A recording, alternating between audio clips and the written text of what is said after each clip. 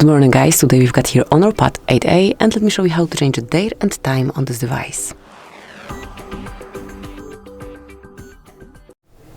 At first, just find and select settings.